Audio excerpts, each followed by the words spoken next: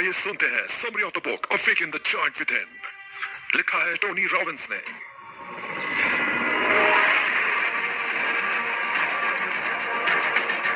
जिंदगी में जो होता है उसमें हमारी भागीदारी और हमारा कंट्रोल होता ही है। ऐसी कोई चीज नहीं है जिसमें हमारा कंट्रोल ना हो, लेकिन हाँ, कई बार हमें लगता है कि चीजें हमारे कंट्रोल में नहीं है। ऐसे वक्त में हमें चीजों को गहराई से देखने और समझने की जरूरत होती है। टोनी रॉबिन्सन ने 1991 में लिखी awaken the giant with in में हमें यह समझाया कि हम जो भी करते हैं उसमें असल में हमारा पूरा कंट्रोल होता है। कई बार हमें इसका पता नहीं होता क्योंकि हम अपने सामने की चीजों को देखते तो हैं लेकिन इसकी सच्चाई को नहीं देख पाते। टोनी रॉबिन्स ने इस किताब में समझाया है कि अगर हम अपनी आदतें बदलने और अपनी भावनाओं पर काबू करना सीख लें तो हम अपनी जिंदगी को बेहतर बना सकते हैं। हम अगर अपनी पसंद की राह पर भरोसा रखें और अपने चाहतों को पहचानें तो जिंदगी में चीजें आसान हो जाएंगी। इससे हमारा खुद में भरोसा बढ़ेगा, हमें अपने फैसलों की इंपॉर्टेंस पता चलेगी और विचार काफी हद तक स्पष्ट हो जाएंगे। जिंदगी में सबसे बड़ा हिस्सा हमारे फैसलों का होता है।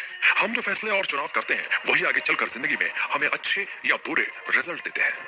अगर हमें अपनी जिंदगी को हर तरह से सही और खुशहाल बनाना है तो सबसे जरूरी बात है खुद में जरूरी बदलाव लाना, ताकि हम समय के साथ खुद को संभाल सकें। जैसे हमने नए साल आने पर कुछ रेजोल्यूशन लिए थे या किसी और चीज के लिए खुद से वादा किया था, लेकिन जब तक हम इसे असल जिंदगी में अपनाकर अपनी जिंदगी में बदलाव नहीं करेंगे तब तक यह सिर्फ एक विचार ही रहेगा।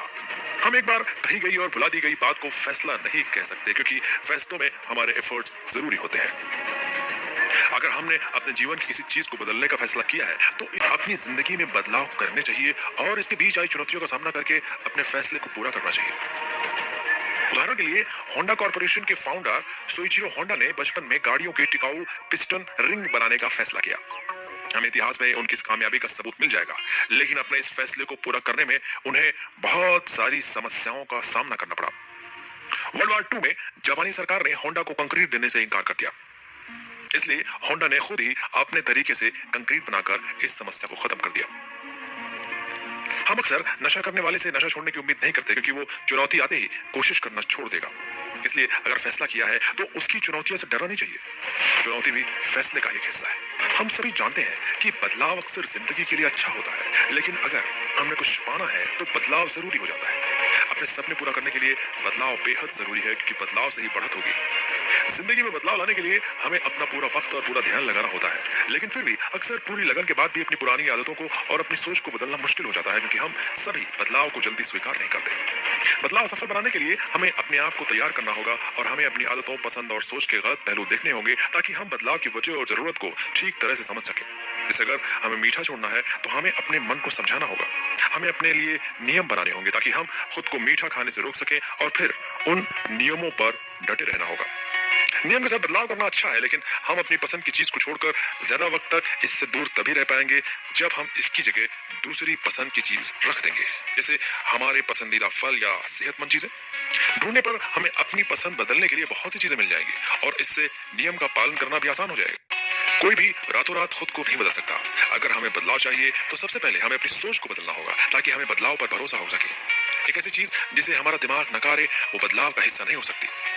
जैसे हर इंसान की उम्र वक्त के साथ बढ़ती। कई लोग 60 की उम्र के होते हैं तो उन्हें बूढ़े होने का दुख होता है और जिंदगी खत्म होने का अफसोस भी, लेकिन कई लोग इसे अच्छी चीज मानते हैं और अपनी जिंदगी में आराम और ठहराव महसूस करते हैं। इस सोच के अलग होने से होता है और इसीलिए हमें अपनी सोच बदलने को सबसे ज्यादा इंपॉर्टेंस देनी चाहिए।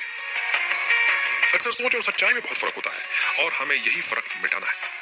अगर हमें कोई खेल अच्छा आता है तो ये सिर्फ एक सोच होगी, लेकिन अगर हम सच्चाई में ऐसा नहीं करते तो इसका कोई मतलब नहीं रह जाएगा। इसलिए अगर हमें सोच तभी बनानी चाहिए जब हमें इसके आधार में सच्चाई दिखे। इसी तरह जिंदगी में कुछ गलत हो जाने पर लोग अपनी यही सोच बना लेते हैं कि उनकी जिंदगी बिल्कुल बर्बाद हो गई है और वो अब कुछ नहीं कर पाएंगे, लेकिन इसमें अक्सर कोई सच्चाई नहीं होती क्योंकि ये सिर्फ एक विचार है जिसमें बस हमारी कल्पना शामिल है। अगर हम थोड़ी पॉजिटिव सोच रखें तो हम जिंदगी को बहुत अलग तरीके से जी सकते हैं। हो सकता है हम चाहत से बहुत ज्यादा हासिल करने की काबिलियत रखते हो। जिंदगी में बदलाव लाने के लिए हमें अपनी सोच को बदलना होगा जो हमें जिंदगी में पीछे रखती है। आदतें कोशिशों से बदली जा सकती हैं और इससे बड़ा सच कोई नहीं है। अगर हमें अपनी जिंदगी में अच्छे बदलाव लाने हैं तो सबसे पहले हमें अपने व्यवहार में बदलाव लाना होगा क्योंकि यही सबसे पहले लोगों के सामने आने वाली चीज है और इससे हमारी जिंदगी की सभी चीजों पर फर्क पड़ता है। अगर हम ध्यान से देखें तो हमें पॉजिटिव से ज्यादा नेगेटिव चीजें याद रह जाती हैं।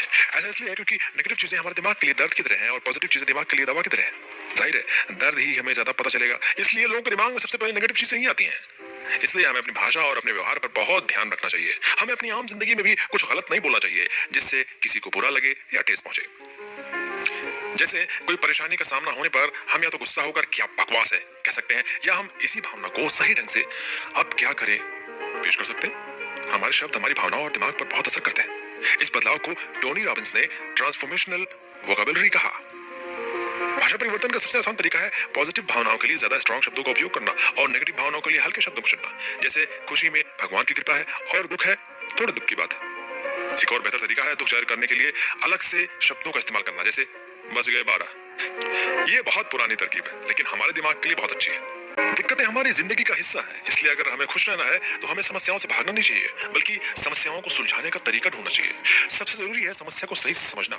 अगर हमें समस्या ही नहीं सही से पता होगी तो हम इसका समाधान कहां ढूंढ पाएंगे। समस्या का समाधान ढूंढने का सबसे पहला पड़ाव है खुद से सवाल करना। हमें अगर किसी समस्या का सामना करना पड़ रहा है तो हमें सोचना चाहिए कि ये समस्या शुरू कैसे हुई और बढ़ी कैसे और इसे खत्म कैसे किया जाए। हमें अपनी सोच जानना और समझना बहुत जरूरी है और तभी ये समाधान मिल भी सकता है। खुद से किए गए सवालों से हमारी जिंदगी और हमारी सोच बहुत प्रभावित होती है। अगर हम खुद से बेवजह के सवाल करेंगे तो जल्द ही हम अपनी इंपॉर्टेंस भूल जाएंगे। हम अपने आप से समस्या सुलझाने का कॉन्फिडेंस खो देंगे। इसलिए हमें दिमाग और हमारी जिंदगी पर अच्छे सवालों से अच्छा असर और बेवजह के सवालों से बहुत बुरा असर होता है। जैसे अगर हम किसी मुसीबत में हैं तो अक्सर हम इसमें दुखी होकर खुद से ही सवाल करेंगे कि आखिर ऐसा हमारे साथ क्यों हुआ। लेकिन ऐसा करने से हमारा दुख बढ़ेगा और हमारा दिमाग नेगेटिव विचारों से भर जाएगा। इसलिए हमें समस्या की जड़ तक जाकर सही सवाल पूछने चाहिए, ना कि दुख मनाना चाहिए। समस्या की स्थिति में पॉजिटिव सोचना आसान नहीं है लेकिन इसके बहुत सारे फायदे हैं। हमें हर चुनौती की स्थिति में इसके अच्छे पहलू देखने चाहिए और खुद को इस स्थिति के साथ ढाल लेने के बारे में सवाल करना चाहिए। ऐसा करने से हमारे दिमाग को हम स्वस्थ बनाएंगे और समस्या का समाधान ढूंढ पाएंगे। अगर समाधान ना भी ढूंढ पाए तो खुद को इसके परिणामों के लिए तैयार कर पाएंगे और इससे भी बेहतर होगा अगर हम खुद से अपनी जिंदगी की इंपॉर्टेंस का सवाल ना पूछकर हमने जो अच्छे काम किए हैं उनके बारे में सोचें। अगर हम पॉजिटिव रहेंगे तो हम जिंदगी में ज्यादा सफलता पा सकते हैं। अगर हमें अपनी जिंदगी को खुशी से जीना है तो हमें अपनी जिंदगी में आदर्श बनाना बहुत जरूरी है। हमें खुद को जानना और अपनी गहराइयों को पहचानना बहुत जरूरी है, जो कोई आसान चीज नहीं है लेकिन ऐसा करने पर हम बहुत कुछ हासिल कर सकते हैं। हमें खुद से सवाल करना चाहिए कि हमारी जिंदगी से हम प्यार, सेहत और करियर में सबसे ज्यादा किसे इंपॉर्टेंस देते हैं। क्या हम इस सवाल का सटीक और बिना डाउट का जवाब दे पाएंगे? ऐसा मुश्किल है क्योंकि अपने बारे में सब कुछ जाना आसान नहीं है और अक्सर लोग खुद से ही परिचित नहीं होते। ऐसा महसूस होने पर हमें समझ जाना चाहिए कि अब हमें अपनी जिंदगी में आदर्श बनाने की जरूरत है। अगर हमें अपने आदर्शों के बारे में पता हो तो हम अपनी जिंदगी बिना किसी डाउट के जी सकते हैं। जैसे अगर किसी बिजनेस के लिए हमें अपने परिवार के साथ दूसरे देश जाना पड़े तो ये बहुत बड़ा फैसला है। ऐसा फैसला न ले पाना हमारे आदर्शों की कमी दिखाता है, क्योंकि जब हमने बिजनेस के लिए परिवार को भेजने की बात सोची तभी हमें अपने आदर्शों के अनुसार अपना जवाब मिल जाना चाहिए था। हमें पता होना चाहिए कि हमारे लिए हमारी जिंदगी में ठहराव बहुत जरूरी है या फाइनेंशियल सिक्योरिटी जरूरी है। पक्के आदर्शों से हमारी सोच साफ हो जाती है और फैसले लेना और उन पर टिका रहना बहुत आसान हो जाता है। हम अकेले में कुछ समय खुद को देना शुरू करें और सोचें कि हमारी प्रायोरिटीज सबसे ज्यादा क्या है, सबसे कम क्या है। ऐसा करने से हम सभी चीजों में खुशी ढूंढ सकते हैं और जिंदगी की दिक्कतों को कम कर सकते हैं। सब लोगों का कहना है कि अगर जिंदगी में खुशहाली और ठहराव चाहिए तो हमें अपनी जिंदगी में डिसिप्लिन लाना बहुत जरूरी है। ऐसा करने से हमें अपनी जिंदगी में कुछ ऐसे बदलाव करने का मौका मिलता है जिससे हमारी जिंदगी बेहतर बन सकती है और हम छोटी खुशियों को भी महसूस कर पाते हैं और जिंदगी की इंपॉर्टेंस समझ जाते हैं। ऐसा करने के लिए सबसे पहले हमें अपनी जिंदगी में नियमों को बनाना पड़ेगा जिससे हमें खुशी मिले। अपनी खुशी के अनुसार बनाए गए नियम हमें संतुष्ट करेंगे। जैसे मुझे गाड़ी चलाने का लाइसेंस मिल जाने पर मेरा आना जाना आसान हो जाएगा और तब मुझे अपनी सेहत के लिए वक्त मिलेगा। इस तरह के नियमों को हमें सिर्फ अपने तक नहीं रखना चाहिए, इसे हमें अपने जानकारों को बताना चाहिए ताकि ये नियम एक फैसले में बदल सके। हमें नियम खुशी दे सकते हैं और शायद ऐसा ना भी हो लेकिन हमें इसका अनुभव होगा तो हम खुद को बेहतर समझ पाएंगे। अगर इस तरह के नियमों को बनाना हो तो बेहतर है कि इससे पहले हम अपनी खुशी की परिभाषा समझें। ऐसा करने से हमारे नियम हमें ज्यादा खुशी और कम दुख देंगे। हमारे ज्यादातर नियम दूसरों पर निर्भर होते हैं और इसीलिए इनमें असफलता के चांसेस भी ज्यादा होते हैं। अगर हम अपनी जिंदगी में नियम बना रहे हैं तो उन्हें ऐसे बनाने चाहिए जो हमारे बस में हो। जैसे अपने नियम किसी दूसरों से जोड़ने के बजाय खुद से जोड़कर हम नियमों को ज्यादा इफेक्टिव बना सकते हैं। अपने नियमों को अगर हम बहुत सख्त ना बनाएं तो इससे हम खुद को खुश रह सकते हैं, लेकिन ये हमारी भावनाओं को सीमाओं में बांध देगा और हम इन पर अपना कंट्रोल खो देंगे।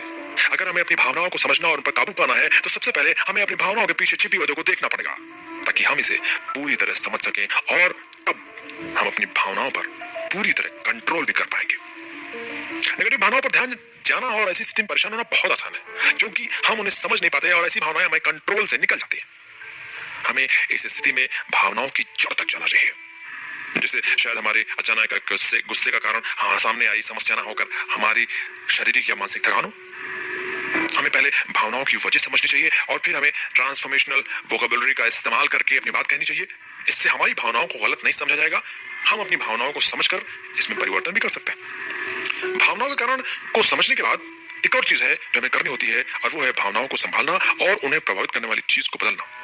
इसलिए अगर हम अकेले हैं और इसलिए दुखी हैं तो हमें इसका कारण ढूंढना चाहिए। इसी वजह शायद अपने परिवार दोस्तों से बहुत दिनों से ना मिलना हो सकता है। ऐसी स्थिति में इस अकेलेपन को दूर करने के लिए हमें खुद को बंद न करते हुए अपने परिवार या दोस्तों से मिलने जाना चाहिए और खुद को खुश रखना चाहिए। खुद के लिए अपनी जिंदगी में मेहनत करना बहुत जरूरी है, लेकिन हमारा काम यही खत्म नहीं होता। हमें खुद से आगे बढ़कर सोच रखनी चाहिए। हमारे साथ रहने वाले लोग और हमारी सोसाइटी के लिए भी हमें कुछ ऐसा करना चाहिए जिस पर हमें गर्व हो सके। अक्सर लोग सोचते हैं कि अपनी जिंदगी हमारे पास में है, लेकिन हम दूसरों के लिए कुछ नहीं कर सकते और समाज में बदलाव लाना तो कभी आसान हो ही नहीं सकता। लेकिन असल में सच ये नहीं। कभी कभी हमारे छोटे काम भी बड़ी मदद कर सकते हैं और समाज की सोच में बदलाव ला सकते हैं। जैसे हमने खाने में बीफ खाना बंद कर दिया तो इससे बहुत बड़ी बचत हो सकती है। इसे बनाने में बहुत सारी जगह लगती है, जिससे आसानी से खेती की जा सकती है और गाय लोगों के बीच फैली हंगर को अपने दूध से खत्म कर सकती है। कम डिमांड का सीधा मतलब है कम प्रोडक्शन, और यही हमारी तरफ से बहुत बड़ी मदद हो जाएगी।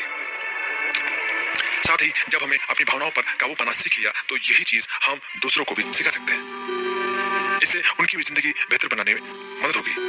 जैसे किसी को दुखी देखकर उसे खुश करने की कोशिश करने के लिए उसकी प्रोडक्ट की पसंद की तारीफ करना, ऐसा करने से उसे खुशी मिलेगी और हमें भी। और फिर शायद कल वो भी किसी के साथ ऐसा ही करके खुशियां फैलाएगा। कंक्लूजन, कुल मिलाकर हमारी जिंदगी में हमारा फैसला या बदलाव चाहे छोटा हो या बड़ा, यह हमारी जिंदगी और समाज में बहुत बड़ा बदलाव लाने में मदद कर सकता है।